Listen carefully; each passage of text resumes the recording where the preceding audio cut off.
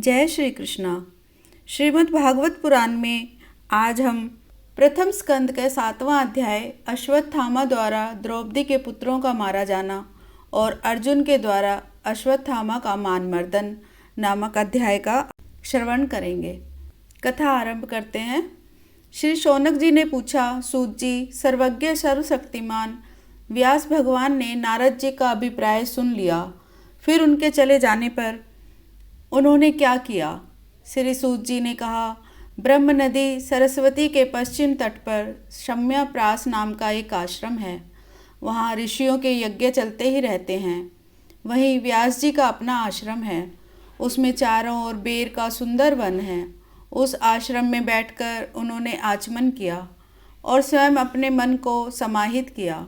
उन्होंने भक्ति योग के द्वारा अपने मन को पूर्णतया एकाग्र और निर्मल करके आदि पुरुष परमात्मा और उनके आश्रय से रहने वाली माया को देखा। इसी माया से मोहित होकर यह जीव तीनों गुणों से अतीत होने पर भी अपने को त्रिगुणात्मक मान लेता है और इस मान्यता के कारण होने वाले अनर्थों को भोगता है। इन अनर्थों की शांति का साक्षात साधन है केवल भगवान का भक्ति योग। परंतु संसार के लोग इस बात को नहीं जानते। यही समझकर उन्होंने इस परमहंसों की संहिता श्रीमद् भागवत की रचना की। इसके श्रवण मात्र से पुरुषोत्तम भगवान श्री कृष्ण के प्रति परम प्रेममयी भक्ति हो जाती है, जिससे जीव के शोक, मोह और भय नष्ट हो जाते हैं। उन्होंने इस भागवत संहिता का निर्माण और इसकी पुनरावृत्ति करके इसे अपने निवृत्ति परायण पुत्र सुखदेव जी को पढ़ाया। श्री शौनक जी ने पूछा, श्री सुखदेव जी तो अत्यंत निवृत्ति परायण हैं। उन्हें किसी भी वस्तु की अपेक्षा नहीं है। वे सदा आत्मा में ही रमन करते हैं। फिर उन्होंने किस लिए इस विशाल ग्रंथ का अध्ययन किया? श्री सूत जी ने कहा, जो लोग ज्ञानी हैं, जिनकी अविद्या की गांठें खुल गई हैं और जो सदा आत्मा में ही रमन करने वाले हैं, वे भी भगवान की निष्काम भक्ति किया करते हैं, क्योंकि भगवान के गुण ही ऐसे मधुर हैं जो सबको अपनी ओर खींच लेते हैं। फिर सुखदेव जी तो भगवान के भक्तों के अत्यंत प्रिय और स्वयं भगवान वेद व्यास के पुत्र हैं। भगवान के गुणों ने उनके हृदय को अपनी ओर खींच लिया और उन्होंने उससे विवश होकर ही इस विशाल ग्रंथ का अध्ययन किया। शौनक जी, अब मैं राजऋषि परीक्षित के जन्म, कर्म और मोक्ष की तथा पांडवों के स्वर्गरोहण की कथा कहता हूँ, क्योंकि इन्हीं से भगवान श्री कृष्ण की अनेकों कथाओं का उदय होता है। जिस समय महाभारत युद्ध में कौरव और पांडवों दोनों के पक्षों के बहुत से वीर गति को प्राप्त हो चुके थे और भीमसेन की गदा के प्रहार से दुर्योधन की जांघ टूट चुकी थी, तब अश्वत्थामा ने अपने स्वामी दुर्योधन का प्रिय कार्य समझकर द्रौपदी के सोते हुए पुत्रों के सिर काटकर उसे भेंट किए। यह घटना दुर्योधन को भी अप्रिय ही लगी, क्योंकि इस नीच कर्म की सभी निंदा करते हैं। उन बालकों की माता द्रौपदी अपने पुत्रों का निधन सुनकर अत्यंत दुखी हो गई। उसकी आंखों से आंसू छलछला आए। वह रोने लगी। अर्जुन ने उसे सांत्वना देते हुए कहा, हे कल्याणी, मैं तुम्हारे आंसू तभी पोंछूंगा जब उस आतताई ब्राह्मण धम का सिर गांडीव धनुष के बाणों से काटकर तुम्हें भेंट करूंगा और पुत्रों की अंत्येष्टि क्रिया के बाद तुम उस पर पैर रखकर स्नान करोगी। अर्जुन ने इस मीठी और विचित्र बातों से द्रौपदी को सांत्वना दी और अपने मित्र भगवान श्री कृष्ण की सलाह से उन्हें सारथी बनाकर कवच धारण कर और अपने भयानक गांडीव धनुष को लेकर वे रथ पर सवार हो तथा गुरुपुत्र अश्वत्थामा के पीछे दौड़ पड़े।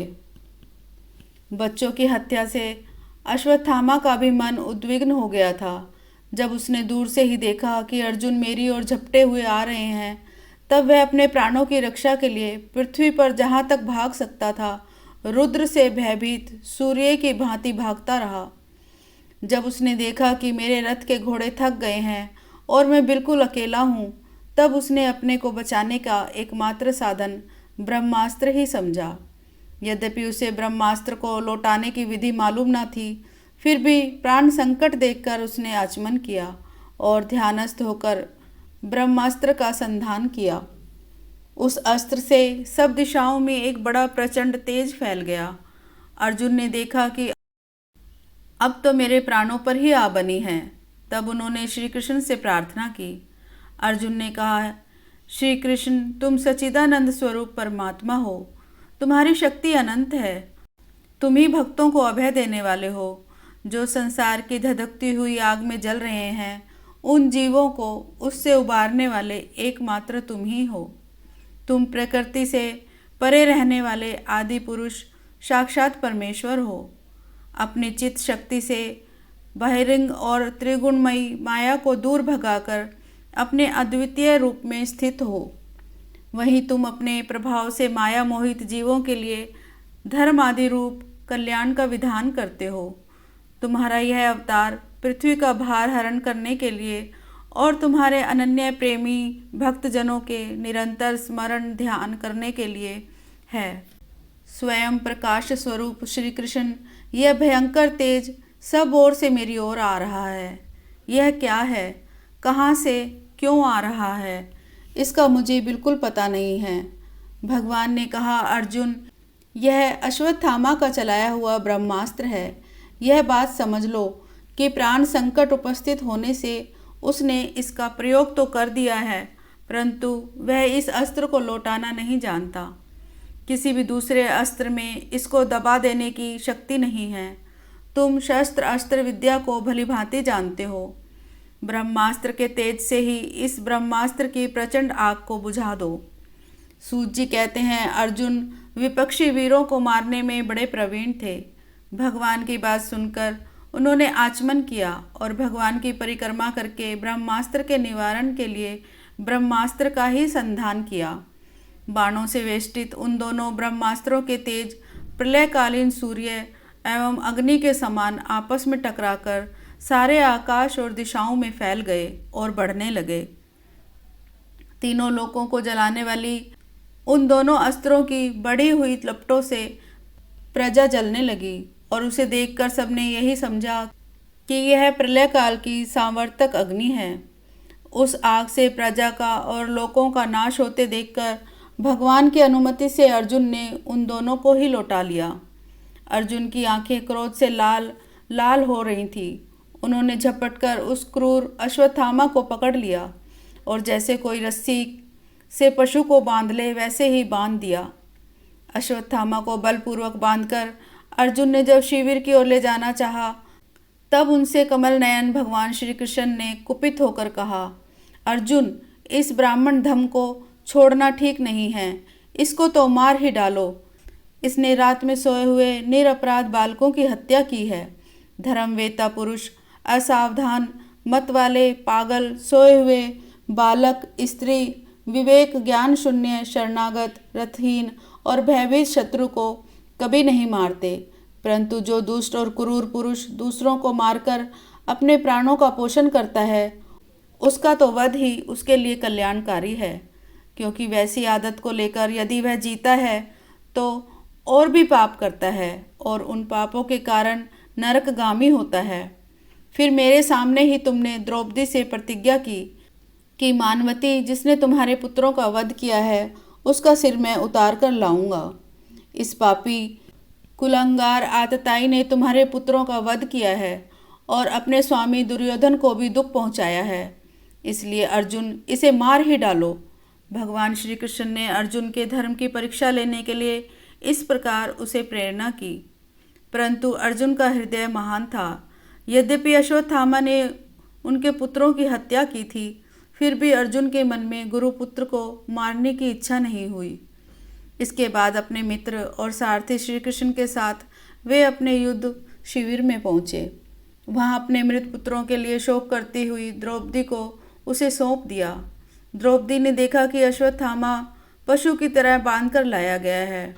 निंदित कर्म करने के कारण उसका मुख नीचे की ओर झुका हुआ है। अपना अनिष्ट करने वाले गुरुपुत्र अश्वत्थामा को इस प्रकार अपमानित देखकर द्रौपदी का कोमल हृदय कृपा से भर आया और उसने अश्वत्थामा को नमस्कार किया।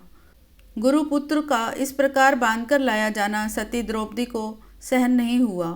उसने कहा, छोड़ दो, इन्हें छोड़ दो, ये ब्राह्मण हैं, हम लोगों के अत्यंत पूजनीय हैं, जिनकी कृपा से आपने रहस्य के सारे धनुर्वेद और प्रयोग तथा उपसंहार के साथ संपूर्ण शास्त्रों अस्त्रों का ज्ञान प्राप्त किया है। वे आपके आचार्य द्रोण ही पुत्र के रूप में आपके सामने खड़े हैं। उनकी अर्धांगिनी कृपी अपने वीर पुत्र की ममता से ही अपने पति का अनुगमन नहीं कर सकी। वे अभी जीवित हैं। महाभाग्यवान आर्यपुत्र, आप तो बड़े धर्मज्ञ हैं। जिस गुरुवंश की नित्य पूजा और वंदना करनी चाहिए, उसी को व्यथा पहुंचाना आपके योग्य कार्य नहीं है। जैसे अपने बच्चों के मर जाने से मैं दुखी होकर रो रही हूँ और मेरी आंखों से बार बार आंसू निकल रहे हैं, वैसे ही इनकी माता पतिव्रता गौतमी ना रोए, जो उच्च श्रृंखल राजा अपने कुकृत्यों से ब्राह्मण कुल को कुपित कर देते हैं। वह कुपित ब्राह्मण कुल उन राजाओं को सपरिवार शोक अग्नि में डालकर शीघ्र ही भस्म कर देता है। सूत जी ने कहा, शौनक आदि ऋषियों, द्रौपदी की बात धर्म और न्याय के अनुकूल थी। उसमें कपट नहीं, करुणा और समता थी। अतएव राजा युधिष्ठिर ने रानी के इन हित भरे श्रेष्ठ वचनों का अभिनंदन किया। साथ ही नकुल, सहदेव, सात्यकी, अर्जुन, स्वयं भगवान श्री कृष्ण और वहाँ पर उपस्थित सभी नर नारियों ने द्रौपदी की बात का समर्थन किया। उस समय क्रोधित होकर भीमसेन ने कहा, जिसने सोते हुए बच्चों को ना अपने लिए और ना अपने स्वामी के लिए बल्कि व्यर्थ ही मार डाला, उसका तो वध ही उत्तम है। भगवान श्री कृष्ण ने द्रौपदी और भीमसेन की बात सुनकर और अर्जुन की ओर देखकर कुछ हंसते हुए से कहा। भगवान श्री कृष्ण बोले, पतित ब्राह्मण का भी वध नहीं करना चाहिए और आतताई को मार ही डालना चाहिए। शास्त्रों में मैंने ही ये दोनों बातें कही हैं, इसलिए मेरी दोनों आज्ञाओं का पालन करो। तुमने द्रौपदी को सांत्वना देते समय जो प्रतिज्ञा की थी, उसे भी सत्य करो। साथ ही भीमसेन, द्रौपदी और मुझे जो प्रिय हो वह भी करो। सूत जी कहते हैं, अर्जुन भगवान के हृदय की बात तुरंत ताड़ गए। उन्होंने अपनी तलवार से अश्वत्थामा के सिर की मणि उसके बालों के साथ उतार ली। बालकों की हत्या करने से वह श्रीहीन तो पहले ही हो गया था, अब मणि और ब्रह्म तेज से भी रहित हो गया। इसके बाद उन्होंने रस्सी का बंधन खोलकर उसे शिविर से निकाल दिया। मूंढ देना, धन छीन लेना और स्थान से बाहर निकाल देना, यह ब्राह्मण धमों का वध है। इसके लिए इससे भिन्न शारीरिक वध का विधान नहीं है। पुत्रों की मृत्यु से द्रौपदी और पांडव सभी शोक आतुर हो रहे थे। अब उन्होंने अपने मरे हुए भाई बंधुओं की दाह आदि अंत्येष्टि क्रिया की। इस प्रकार यह अध्याय यहीं समाप्त हुआ। अगला अध्याय गर्भ में परीक्षित की रक्षा, कुंती के द्वारा भगवान की स्तुति और युधिष्ठिर का शोक। सूत जी कहते हैं, इसके बाद पांडव श्री कृष्ण के साथ जलांजलि के इच्छुक मरे हुए स्वजनों का तर्पण करने के लिए स्त्रियों को आगे करके गंगा तट पर गए। वहाँ उन सब मृत बंधुओं को जलदान दिया और उनके गुणों का स्मरण करके बहुत विलाप किया। तदंतर भगवान के चरण कमलों की धूलि से पवित्र गंगा जल में पुनः स्नान किया। वहाँ अपने भाइयों के साथ कुरुपति महाराज युधिष्ठिर, धृतराष्ट्र, पुत्र शोक से व्याकुल गांधारी, कुंती और द्रौपदी सब बैठकर मरे हुए स्वजनों के लिए शोक करने लगे।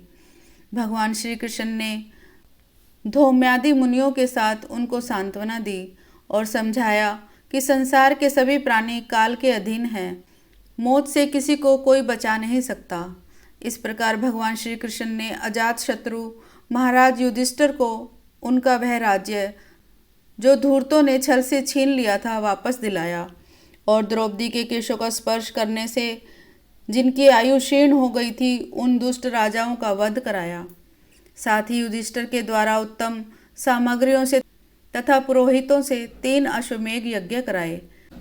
इस प्रकार युधिष्ठिर के पवित्र यश को 100 यज्ञ करने वाले इंद्र के यश की तरह सब ओर फैला दिया। इसके बाद भगवान श्री कृष्ण ने वहाँ से जाने का विचार किया। उन्होंने इसके लिए पांडवों से विदा ली और व्यास आदि ब्राह्मणों का सत्कार किया। उन लोगों ने भी भगवान का बड़ा ही सम्मान किया। तदंतर सात्यकी और उद्धव के साथ द्वारका जाने के लिए वे रथ पर सवार हुए। उसी समय उन्होंने देखा कि उत्तरा भय से विह्वल होकर सामने से दौड़ी चली आ रही है। उत्तरा ने कहा, देवाधिदेव जगदीश्वर, आप महायोगी हैं, आप मेरी रक्षा कीजिए, रक्षा कीजिए। आपके अतिरिक्त इस लोक में मुझे अभय देने वाला और कोई नहीं है, क्योंकि यहाँ सभी परस्पर एक दूसरे की मृत्यु के निमित्त बन रहे हैं। हे प्रभो, आप सर्वशक्तिमान हैं। यह दहकते हुए लोहे का बाण मेरी ओर दौड़ा चला आ रहा है। हे स्वामी, यह मुझे भले ही जला डाले, परंतु मेरे गर्भ को नष्ट न करे, ऐसी कृपा कीजिए। सूत जी कहते हैं, भक्त वत्सल भगवान श्री कृष्ण उसकी बात सुनते ही जान गए कि अश्वत्थामा ने पांडवों के वंश को निर्बीज करने के लिए ब्रह्मास्त्र का प्रयोग किया है।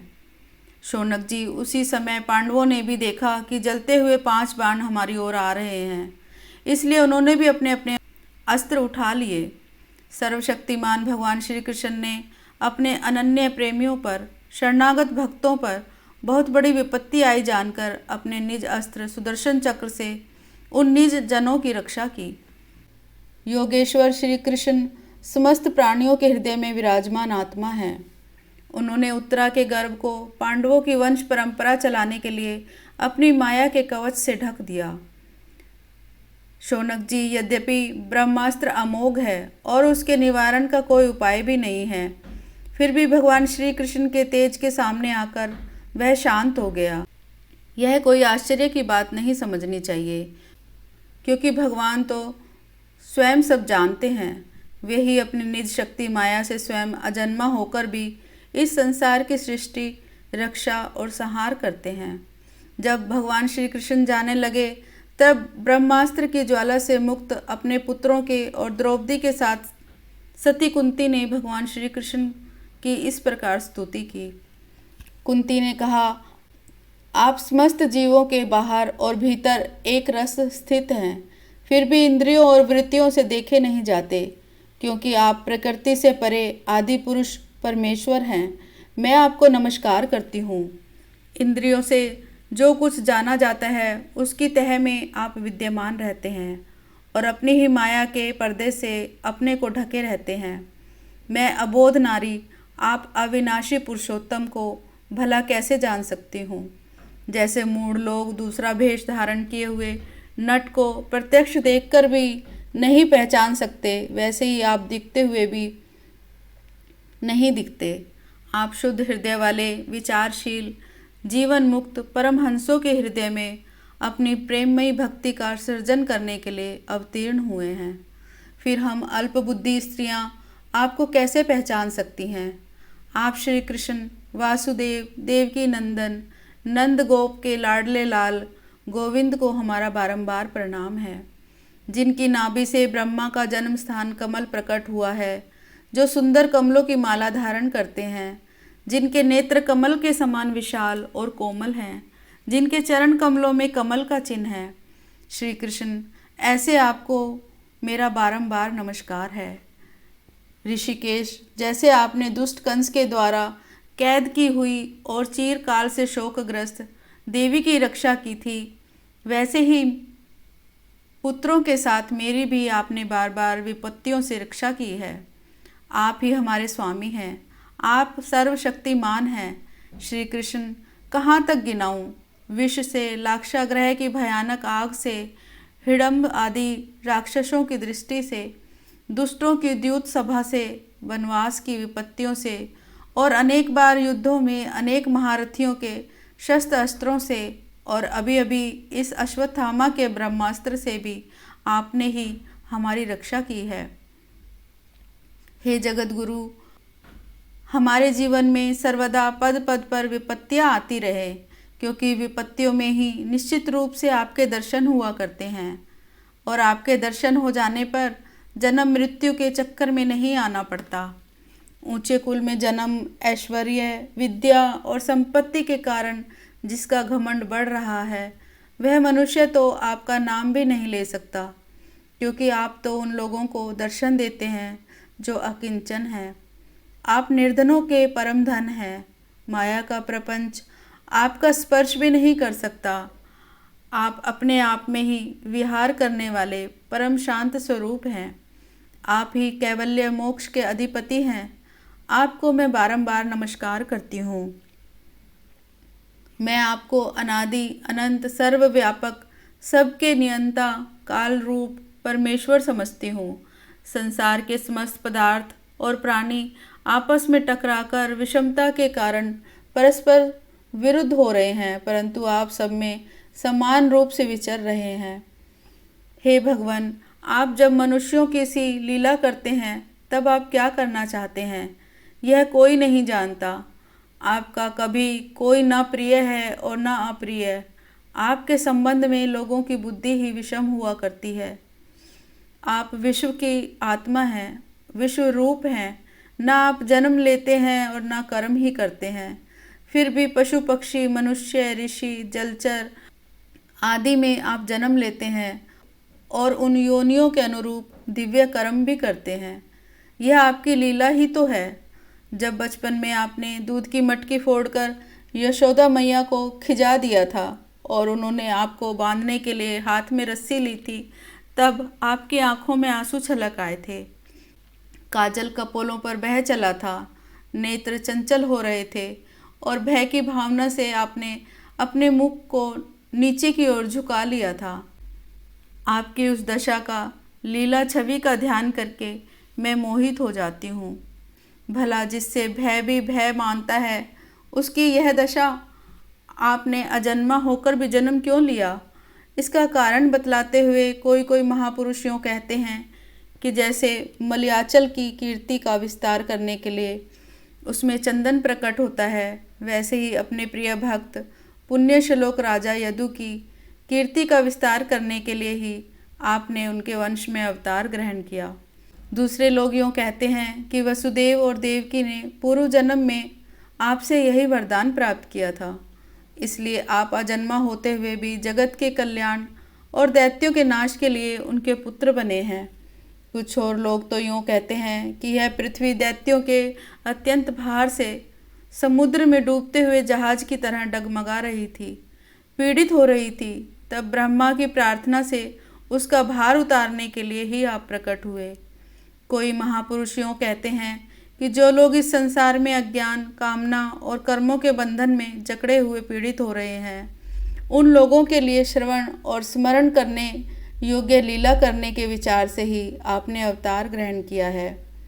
भक्तजन बार बार आपके चरित्र का श्रवण, गान, कीर्तन और स्मरण करके आनंदित होते रहते हैं। वे ही अविलंब आपके उस चरण कमल का दर्शन कर पाते हैं जो जन्म मृत्यु के प्रवाह को सदा के लिए रोक देता है। भक्त वाछा कल्पतरु, हे प्रभु, क्या अब आप अपने आश्रित और संबंधी हम लोगों को छोड़कर जाना चाहते हैं? आप जानते हैं कि आपके चरण कमलों के अतिरिक्त हमें और किसी का सहारा नहीं है। पृथ्वी के राजाओं के तो हम यूं ही विरोधी हो गए हैं। जैसे जीव के बिना इंद्रियां शक्तिहीन हो जाती हैं, वैसे ही आपके दर्शन बिना यदुवंशियों के और हमारे पुत्र पांडवों के नाम तथा रूप का अस्तित्व ही क्या रह जाता है। हे गदाधर, आपके विलक्षण चरण चिन्हों से चिन्हित यह कुरुजांगल देश की भूमि आज जैसी शोभायमान हो रही है, वैसी आपके चले जाने के बाद न रहेगी। आपकी दृष्टि के प्रभाव से ही यह देश पकी हुई फसल तथा लता वृक्षों से समृद्ध हो रहा है। ये वन, पर्वत, नदी और समुद्र भी आपकी दृष्टि से ही वृद्धि को प्राप्त हो रहे हैं। आप विश्व के स्वामी हैं, विश्व के आत्मा हैं और विश्व रूप हैं। यदुवंशियों और पांडवों में मेरी बड़ी ममता हो गई है। आप कृपा करके स्वजनों के साथ जोड़े हुए इस स्नेह की दृढ़ फांसी को काट दीजिए। श्री कृष्ण जैसे गंगा की अखंड धारा समुद्र में गिरती रहती है, वैसे ही मेरी बुद्धि किसी दूसरी ओर न जाकर आपसे ही निरंतर प्रेम करती रहे। श्री कृष्ण अर्जुन के प्यारे सखा यदुवंशी शिरोमणि, आप पृथ्वी के भार रूप राजवेशधारी दैत्यों को जलाने के लिए अग्नि स्वरूप हैं। आपकी शक्ति अनंत है। हे गोविंद, आपका यह अवतार गो, ब्राह्मण और देवताओं का दुख मिटाने के लिए ही है। हे योगेश्वर, चराचर के गुरु भगवान, मैं आपको नमस्कार करती हूँ। सूत जी कहते हैं, इस प्रकार कुंती ने बड़े मधुर शब्दों में भगवान की अधिकांश लीलाओं का वर्णन किया। यह सब सुनकर भगवान श्री कृष्ण अपनी माया से उसे मोहित करते हुए से मंद मंद मुस्कुराने लगे। उन्होंने कुंती से कह दिया, अच्छा ठीक है, और रथ के स्थान में हस्तिनापुर लौट आए। वहाँ कुंती और सुभद्रा आदि देवियों से विदा लेकर जब वे जाने लगे, तब राजा युधिष्ठिर ने बड़े प्रेम से उन्हें रोक लिया। राजा युधिष्ठिर को अपने भाई बंधुओं के मारे जाने का बड़ा शोक हो रहा था। भगवान की लीला का मर्म जानने वाले व्यास आदि महर्षियों ने और स्वयं अद्भुत चरित्र करने वाले भगवान श्री कृष्ण ने भी अनेकों इतिहास कहकर उन्हें समझाने की बहुत चेष्टा की, परंतु उन्हें सांत्वना न मिली, उनका शोक न मिटा। शौनक आदि ऋषियों, धर्मपुत्र राजा युधिष्ठिर को अपने स्वजनों के वध से बड़ी चिंता हुई।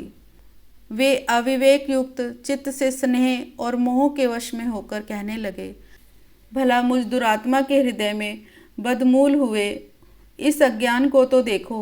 मैंने सियार कुत्तों के आहार इस अनात्मा शरीर के लिए अनेक अनेक अक्षौहिणी सेना का नाश कर डाला। मैंने बालक, ब्राह्मण, संबंधी, मित्र, चाचा, ताऊ, भाई, बंधु और गुरुजनों से द्रोह किया है। करोड़ों वर्षों में भी नरक से मेरा छुटकारा नहीं हो सकता। यद्यपि शास्त्र का वचन है कि राजा यदि प्रजा का पालन करने के लिए धर्म युद्ध में शत्रुओं को मारे तो उसे पाप नहीं लगता, फिर भी इससे मुझे संतोष नहीं होता। स्त्रियों के पति और भाई बंधुओं को मारने से उनका मेरे द्वारा यहाँ जो अपराध हुआ है, उसका मैं गृहस्थोचित यज्ञ यागादिकों के द्वारा मार्जन करने में समर्थ नहीं हूँ। जैसे कीचड़ से गंदला जल स्वच्छ नहीं किया जा सकता, मदिरा से मदिरा की अपवित्रता नहीं मिटाई जा सकती, वैसे ही बहुत से हिंसा बहुल यज्ञों के द्वारा एक भी प्राणी की हत्या का प्रायश्चित नहीं किया जा सकता। इस प्रकार यह अध्याय समाप्त हुआ। ओम श्री कृष्णाय नमः। कथा अभी जारी है।